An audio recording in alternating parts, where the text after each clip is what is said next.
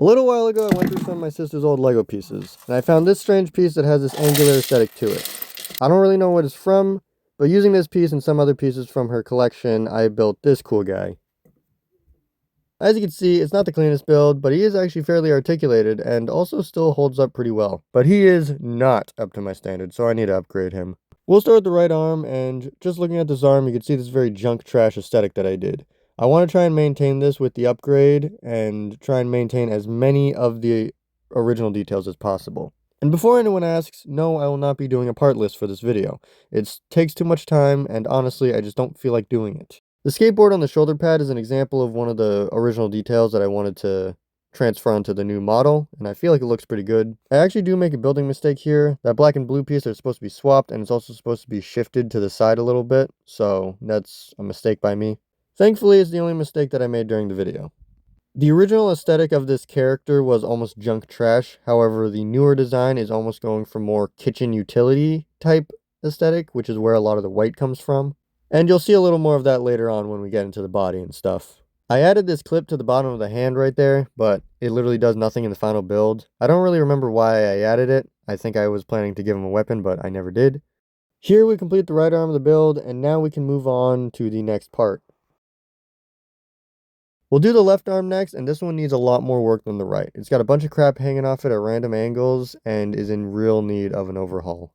One thing you might notice throughout the build is the little sprinkles of red and even a little bit of blue. These are supposed to represent labels and warnings that you normally see on heavy machinery such as a dishwasher or even an oven. This weird contraption is supposed to represent some sort of pipe or sink assembly. It looks weird, but it does match the heavy utility aesthetic I'm going for. Also, using that gray snake piece was pretty cool. Nothing left to say about the rest of this arm, so I'll just shut up to get some of that ASMR value.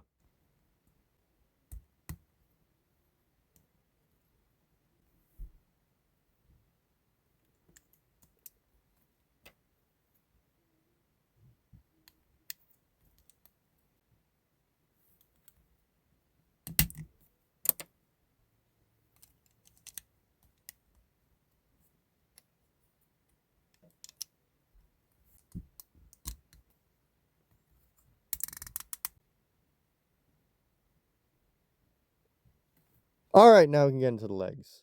Did I scare you? I'm sure I did. We'll start with the left leg for now. So a problem that the legs have is that the knees are actually at different heights, which I have to fix. I want this character to have an agile appearance, so I'm going to give him tiny feet and skinny legs. Another element that I want to try and maintain is the asymmetricality in the legs. One side has like this thin shock absorber lower leg, while the other one has like this computer monitor on the upper leg on the other side. So I have to make the legs look different while also being functionally equal. This is not the first time I've made an asymmetrical character design. As a matter of fact, almost every character I've ever made has had some sort of detail that makes it uneven. But I don't really have an idea for most of the items sticking off of him on what they do, so feel free to leave some of your ideas in the comments on what some of these items might be used for. And also make sure you like and subscribe. I used to ask that in every video, but I kind of stopped doing that. And now we're completing the first leg, which means we can now move on to the second leg. And as you can see for this leg, the knee is kind of positioned more at the halfway point. The other one, it was almost at the very top of the leg, which is not really the proper position for a knee. We're going to start with a very similar foot design, just slightly tweaked to be different. Due to the way this leg is built compared to the other one, means that when you put both legs together, the feet sit at slightly different positions. The legs are still the same length, it just means one foot sits slightly forward than the other. I do have a story for some of the items that are on this leg. This little item that I'm adding here is supposed to be some sort of suspension and can be flipped down to give more support to the foot. Another important detail for me has to be this weird drive shaft gearbox that kind of sticks out the front of his leg. It was pretty fun trying to figure out how to get these two pieces at the right angle to where they kind of slot together and also stick out at weird angles. On the upper leg, like I had mentioned before, it has this weird computer monitor type thing. I'd like to think that this is some sort of cash register or even checkout monitor that he uses whenever he's at whatever restaurant he works at.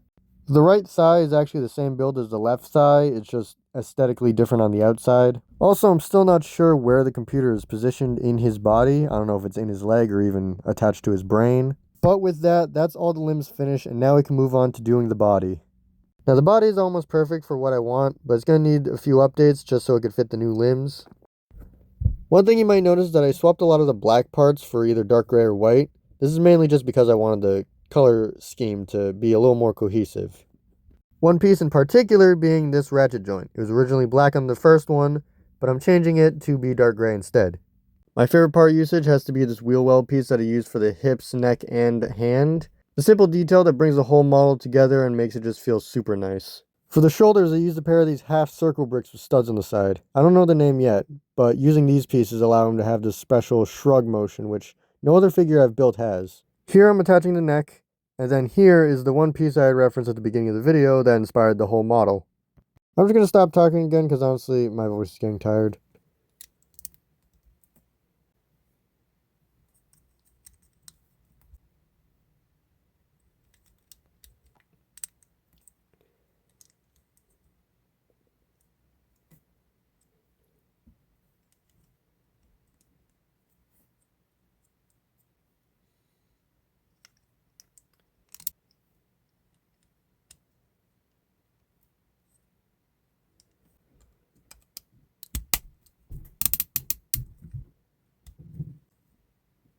Last but not least, we have the head.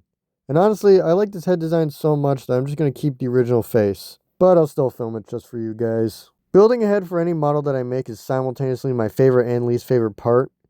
It's the most important piece of the model that everyone's going to look at, and if it doesn't look right, then it's not going to look good.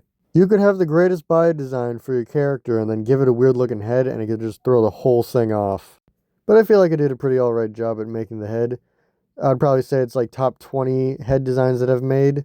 Now the most defining feature of the face has to be this weird dish piece that I put in the front. I still don't exactly know what I want it to represent.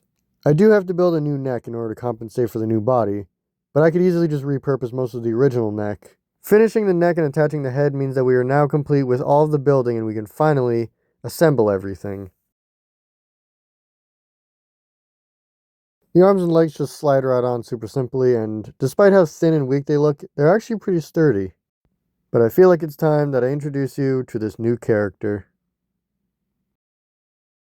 Say hello to Grease Trap. He spends most of his time slaving away in a kitchen, but he doesn't mind, because that is his home. He works for a kind old bartender in a rundown tavern. With his friendly personality and high spirits, he keeps the bar nice and packed with many customers. However, all that would change one day when he finds himself on a wanted list that wants him dead. After being burned alive and buried, no one ever thought they would see his face again. But only 5 short years would prove all of them wrong.